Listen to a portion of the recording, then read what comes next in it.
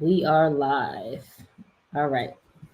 What's up, everybody? Today we are having a special guest, and I'm super excited for this one because me and Tiana, our guest today, we both have the same ideas when it comes to fitness, and we relate a lot on muscle building and fat loss. So I think that this is going to be a good opportunity to talk about something that's a little bit different and something that's not in my wheelhouse. So Tiana is a mother. She is one of the fittest mothers I know that I've seen online. It's pretty impressive. And I know a lot of you in this group are also mothers. And while you still have fitness goals, it may feel challenging for you to balance everything. So Tiana's going to come on here and share her valuable insights and experiences on how you can actually navigate motherhood while still crushing your health and fitness goals. So, Tiana, welcome. Thank you very much. I'm very excited to be here. Yeah, no problem. So, can you give us a little bit of information about you, how you got started, and your experience as a mother? Yes, absolutely. So I have been coaching and training women on the gym floor for over 12 years now. So I started on the gym floor. I've always had fitness as my big girl job. So in my early 20s, went to school for fitness, started personal training. Before that, I actually got into fitness from having a massive weight loss journey myself. I'll rewind it back to when I was a kid. I was an overweight child. I wasn't active. I had a lot of pressure to lose weight at the time. So in my teens, I dieted aggressively. I regained the weight. I got into this unhealthy millennial diet culture in my late teens, early 20s. Ultimately, I did fall in love with fitness, and something good came of that where I pursued it, went to school for it.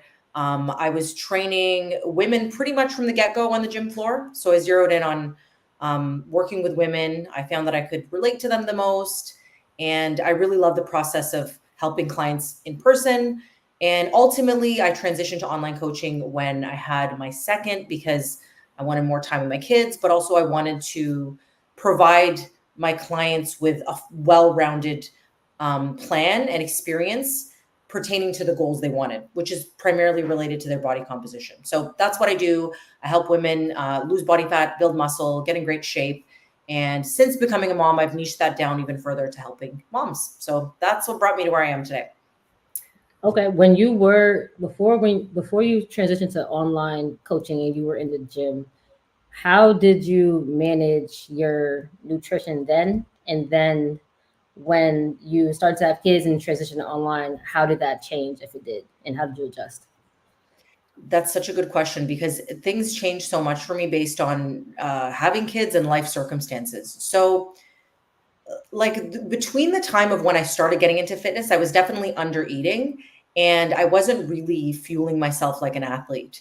So, for me, it wasn't so much of the fact that I didn't have time or didn't make time. I just was very on and off. I would either be dieting and very restrictive, or I would just be kind of unhinged and not really minding what I was eating. And for me, having kids was a little bit different because I know this is when people experience more time constraints, but I kind of took it as okay, I really got to manage my time even better. And I got to make sure that all the moments in time that I have when my kid is sleeping or I'm available to take care of myself, it has to be spent really well. So I learned to fuel myself consistently. Around the time when after I had my first son, I would say I really ramped up focusing on building my physique and increasing my performance. So I was not only thinking about fueling myself to take care of my kids, but I really understood that under eating and missing meals and being so on and off with my fitness was not helping me um, as an athlete either, or to build the physique that I wanted. So this is really when I started adopting habits like batch cooking and just consistently having home cooked meals and really managing managing my alcohol intake as well. So these are habits that have began then, and then over time I've developed into just a consistent part of my identity as it is now. Yeah, I know you talk a lot about alcohol intake and your journey with that, so that's pretty cool. Before I do have a question about that, but before we get into that, how would you say how would you say you manage your family's meals with your meals. I feel like a lot of times when women are trying to get back on the fitness wagon, they say that it's hard because either their partner wants to eat different meals or the kids don't want to eat healthy. So how do you manage that? That's a good question. I'm going to speak to the challenges I experienced in all stages because my kids are 8 and 4. So when I had my first, it was obviously very overwhelming having your first child because even though they're a baby and even if they're not eating anything, you're just so tired and sleeping on and off, and it's crazy. That's when I learned to manage my own nutrition. But when he started eating solids, I would say honestly, I was so worried about the baby stage, but that was the easiest because they're just eating mush. You puree and they eat it, and most babies will eat anything. They'll be like, okay, great, like spinach, I'll have it. But being like into toddlerhood and above, like I would say age 2 to 4 is when kids start asserting the no um, stage. They start asserting independence so they can say no to you. And that's the first time that they realize they can actually say, I don't want this, or they throw it down. So my youngest one is 4 now, and we're kind of going through that again where he doesn't throw his food, but he doesn't always have 100% of everything we offer. So I do want to be transparent to people that it's normal for children to kind of be a little bit defiant and not always eat exactly what you tell them to. So the challenges that we had between that age, the way we navigated that was just to keep offering them the foods that we're having. The first thing I did was obviously model that myself. So my husband and I both prioritize having mostly whole foods at home. We try and have most of our meals home cooked, don't really eat out that much, don't buy a ton of processed food. And then we offer that to the kids. And if he doesn't want to finish 100% of his chicken, we don't make him. If he doesn't want to finish his vegetables, we don't make him eat that. We just keep offering and saying like your choice is either to have this or to not have it. And in my experience, eventually they get a little bit less defiant and then they'll adopt what they see you doing. So I'm not saying that it's perfect with my kids now or they eat 100% of everything, but given the choices that we've had at home, given what we've modeled, I definitely am confident that they're eating enough of a nutritious palate. So yeah. That's really cool. That's dope. I think that is so important because if you like people are always saying like when they were younger, if they didn't finish their food, that was the only option, or their parents made them finish their food. So I think having autonomy from a young age is important, but the more the kids see you do something, they're kind of like sponges. So they start to pick up on it. So I think that's really cool. You're not forcing them to do it. It's more so they still have a option, but the repetition kind of makes them want to do it. Exactly. Kids do what we do, not what we say. So I mean, I will say a tidbit I'll give, which I was kind of thinking on, is we do offer them options to make them feel like they have autonomy. So if my kids, for example, my younger son really doesn't like meat, which is so weird because we all are like a protein loving family. But instead of like a burger, we just give him, it sounds weird, but we just give him the bun. And that's kind of his thing. It's like he doesn't want the meat inside. He'll eat the vegetables as a side and he'll eat the bun. Or if you switch up even like one component of the dinner to suit them, that way you're not overhauling the meal. Like if your kids really don't like broccoli, you can offer them raw carrots instead, or a vegetable that they do like to eat. So you're kind of getting the best of both worlds. Like you're serving a nutritious meal, but they feel like they have autonomy because you're giving them a choice over one component. So I think sometimes you have to kind of modify it based on your family. But I do think that this generation, speaking to what you said, we're thinking of parenting a little bit differently. We're giving our kids more options, and ultimately, I think the goal is to align the whole family with the same kind of values when it comes to food. Right. And then outside of food and nutrition, how would you say that you kind of model healthy habits for your kids in a way that it's not you forcing them to be interested in it, but actually enjoy the things that you're doing as well? Since they're young, they're going to be spending most of their time with you and your husband. Yeah, so I have 2 boys, and I think that that's interesting because I think if I had daughters, they're both important in different ways. But um, so my boys see me lifting weights, is what I'm getting at. And what I think is cool about that, the fact that they see their mom doing that, they've seen me doing that since they were babies. I took them to the gym child minding. We built a home gym, so they see it. And they see that women are not just there to look small and dainty, or women only do group classes, or women only do cardio, or, when my mom, for example, was in her late 30s or early 40s, or whenever I was my kid's age, I didn't see her exercising ever. And when she talked about it, it was just to burn calories. So I think that's one of the important things that I'm leading with my boys, is showing them um, right there, like in our home gym. I go down and I work out every day in the afternoon. Like they're seeing me do that on summer break. Sometimes even if they don't really participate with me like in the workout. I kind of like to just get in and get out, but they know that mom and dad do their workout. And I think that's a lot more powerful than me saying like, hey, go outside and play, go on your scooter. Sometimes they don't want to do that, but they know that part of our family values is we stay healthy and active. Like we can enjoy some screen time, enjoy some TV, but we also prioritize movement every day. Yeah, I think the entire theme in your family is just leading by example and not forcing somebody to do something, but the more they see you do it, they're just going to pick up on it. So I think that's always a better way. You can't lead a horse to the water. I mean, you can lead a horse to the water, but you can't force him to drink. I think that's the same idea when it comes to kids and people in general. Exactly. And I will say that it does force you to level up, right? Like, I don't want to act like fitness, I've always kind of had it dialed in because I did that before I had kids and it's part of my identity. But just, for the moms out there who are thinking like, hey, I'm not there yet, or I want to get fitter, I want to put myself out there and train more often and etc. It's a journey. And it's just like with screen time, for example. Like sometimes if I tell my kids, you've had enough TV today, I got to check my own phone time. So if you're still working on your own fitness and you kind of feel guilty, then it's okay that you're on your own journey too. But your kids see you trying and making that effort. Right.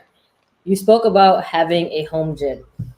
I personally feel like having a home gym is a blessing and a curse because it's right there, and people think it's really easy to stay motivated when you have a home gym, but I find it hard. I want to know, how do you stay motivated even though you have a home gym?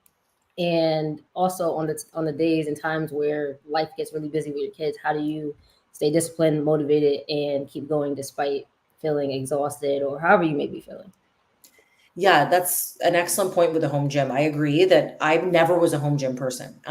Before COVID, I had a condo and that was great. But yeah, I now have realized it is such a blessing when you have kids, because to the point of time management earlier, that's my kind of big takeaway. You need to spend your time as efficiently as possible when you have children.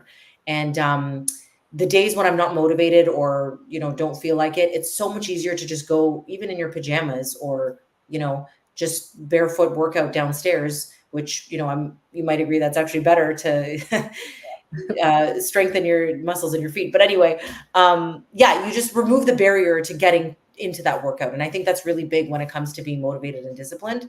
So, I mean, part of it's a double-edged sword, because being in a different environment, like driving to the gym, you're a little bit more likely to be in the zone and there to work. Like that's what I found. But on the flip side, if you're removing your excuse to actually get to the gym, you're more likely to actually begin that workout. So I found that this efficiency has been huge. The days when we get like these winter storms in like Toronto, I don't want to get in my car and shovel the snow and all that stuff. I could just get down. The days when I'm tired, I can tell myself, hey, at least if I go down and do my workout like half-ass, I wouldn't have otherwise maybe done that at the gym, because I'm like, hey, I really can't get there today. So I would highly recommend that, especially if someone is struggling to build momentum. Definitely get yourself at least a few pieces of equipment at home. Yeah, just being able to decrease any resistance or friction you have. I think it's like that with any task too. And for people who are going to the gym, I think a tip that people could use, which people probably already know, is getting your clothes ready and just having everything set out so that you don't have time to make an excuse. That's how I kind of view the home gym as well. Exactly. Honestly, some mornings I'll sleep in my sports bra, and sometimes I'll just have my pajama bottoms and my slippers. Like I've done that before. So that's the best part of it. You can wear whatever you want at home. Right. And transitioning a little bit into not the physical aspect, but more so the mental aspect, I would assume that being a mother comes with a lot of, mental stress, mental challenges. So how do you manage your stress with your kids and also with the stress you're putting on your body with the exercises?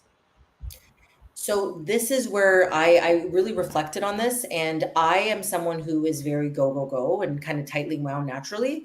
So I think that just like fitness, when you want to build a consistency with fitness, you need to make it a priority and like put it in your schedule and come up with a plan. It's really the same thing with the yin and the yang and the balancing of downtime.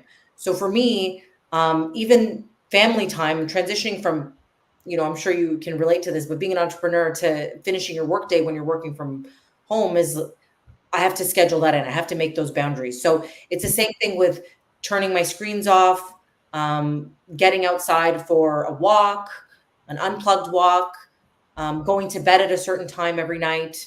So these self-care habits are things that I really have to stick to my routines. I try and have the same schedule every day, and I really try and schedule like dedicated pockets of time to unwind, to disconnect, and ultimately this is what allows me to somewhat stay sane, because honestly, you're always going to have a lot of balls in the air. Like, I want every parent to know that. I don't know if there's such a thing as perfect balance. Sometimes you're more dedicated to one thing than the other, like doubling down on parenting on summer break or work when it's a busy season, etc. But the best way you're going to weather those storms is to stay organized, have your routines, and dedicate time to downtime. Yeah. I think balance isn't a thing in life. I just think during certain seasons, obviously I'm not a mother, but certain seasons you're gonna have times where you're dedicating more time to one area than others. So I think just kind of taking mental note of where you're at mentally and also how you're feeling is helpful, because there's going to be times where you can like power through and be the go person, but there's also going to be times where you have to dial it back. So I think part of what you said comes with, taking mental inventory of it, and also just being a little bit more self-aware.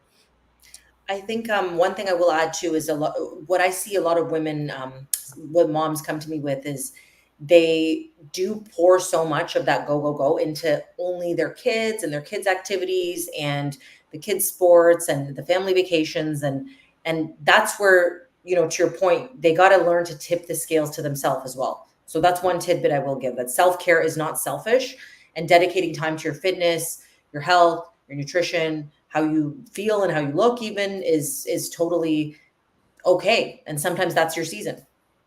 Yeah, I think the whole idea of dedicating your time to yourself is selfish is a false belief that a lot of people have, especially mothers, because you start to feel guilty about it. But what are some other misconceptions or false beliefs that you hear from mothers that you're working with, or just mothers that you're talking to online? So the number one thing was probably I don't have time, because like the truth is, and I'm calling people out in a very tough, loving way here, but it's that you're not making yourself a priority. So that's the number one limiting belief, because moms are one of the most organized bunch out there. It's like the kids' sports schedules and who's packing for the beach days. Like, it's us. We're thinking of the thing, putting in the calendar. Like, of course we're doing all that, but where is your self-care? So where I see a lot of moms fall off is saying, I don't have time. But the truth is, I'm like, okay, what's happening? Well, I get into my work day in the morning. It's go, go, go with the kids. And then it's go, go, go with the work day. It's go, go, go with the kids again. And then it feels like they have no time, but they need to carve out that pocket of time. They need to say, hey, I work out between 5 and 6 a.m. in my home gym. Okay. If you guys wake up, you're going to, watch Paw Patrol or go back to bed, because I am doing this workout right now. And you're telling your spouse, maybe you're going to get the breakfast ready. I need you to take that task on. And that's hard for a lot of women to do. It's hard for women to ask for that pocket of time, even though their family will probably gladly give it to them. So it's not only time management, but learning to really see that dedicating this time is not a burden on your family. It's going to give back to them. And the more you take care of yourself, the more you're going to be able to take on the rest of your day. So yeah, that's the biggest misconception, the time. Time, definitely. I think people always underestimate the amount of time they have as well. And I think what I have found to work for just me and my schedule, just with like working and then running the business, is scheduling myself into my day, because that's something that we take seriously. I think whenever we have an appointment, most people, high quality people, are gonna make it a priority. So you can schedule your workout time, like you said, if you're gonna work out before your kids are up or before they get ready for the day, you can pencil that in your calendar and make sure you get it done the same way you would with a different appointment. And it sounds simple, but I think the more you get into the habit of it, the more it just becomes what you do with everything. And then that'll just set you up for success.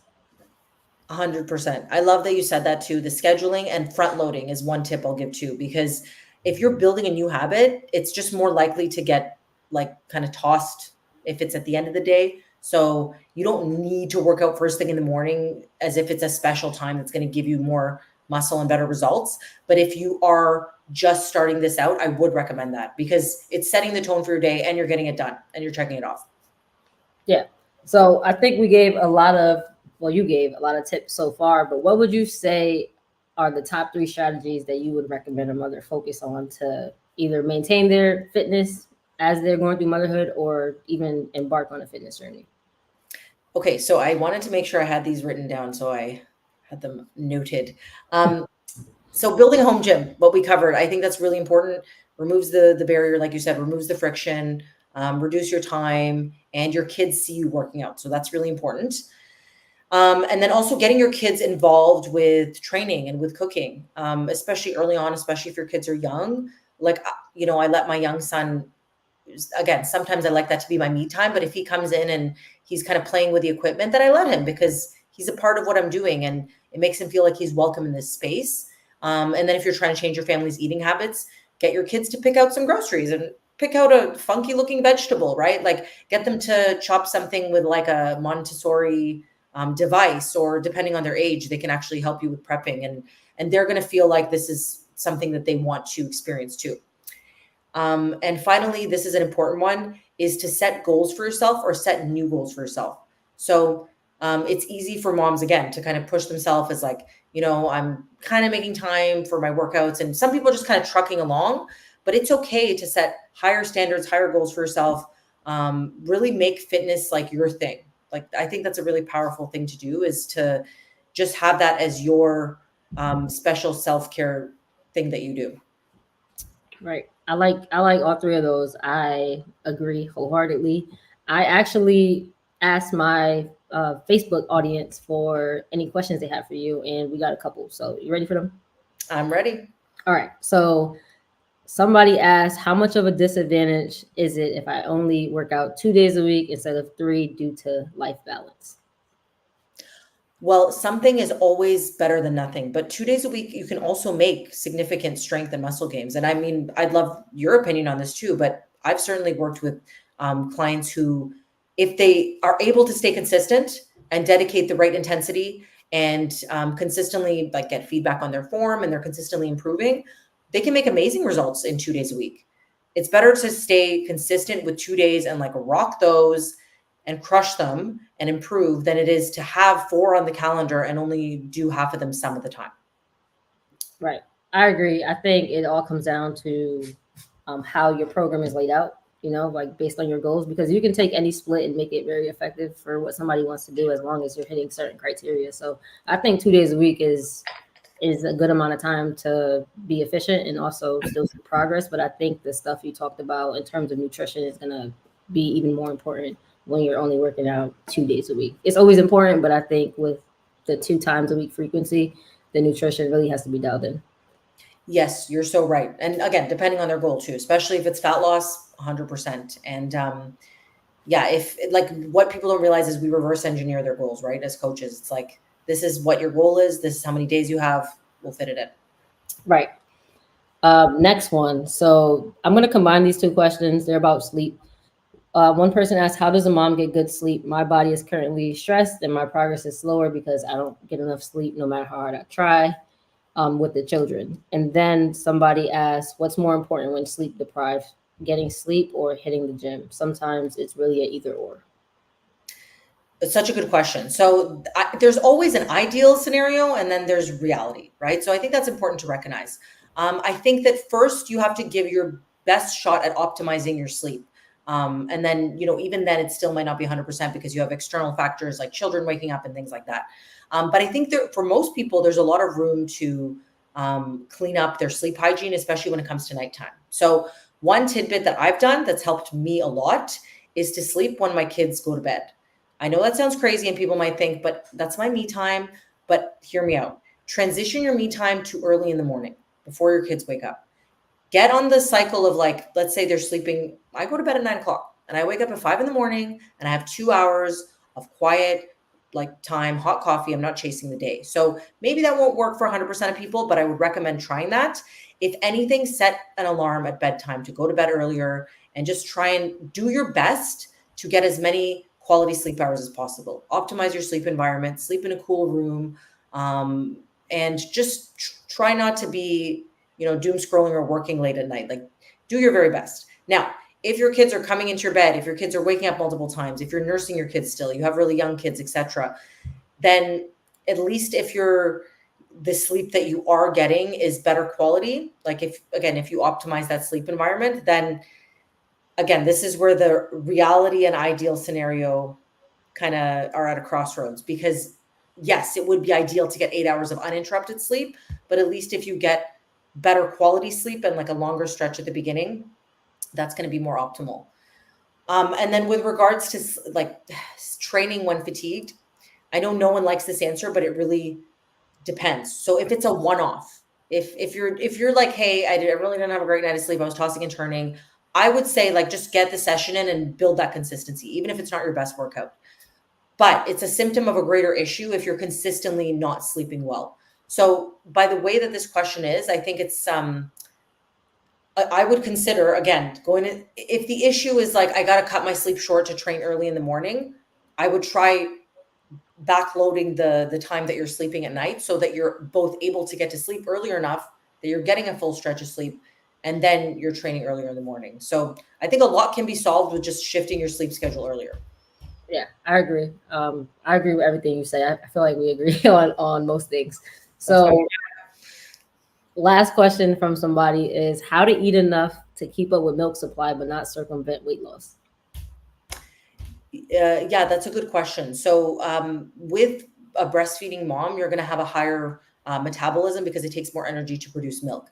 But you can still lose body fat when you're breastfeeding. So I've actually seen like bodybuilding competitors like near the stage still freaking producing milk. And I'm like, I don't know how they're doing it. That's not a common thing. But that's impressive.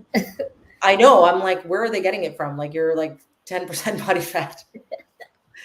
But for most women, like, you don't have to worry about your milk supply as long as you don't do too much of a calorie deficit and not too aggressive. So to continue losing weight and still maintaining a milk supply, I would recommend no more than a 10 to 15% calorie deficit. So the best way to do this is really to monitor your rate of fat loss. Like 1 to 2 pounds a week is a good range, and then monitor your milk supply.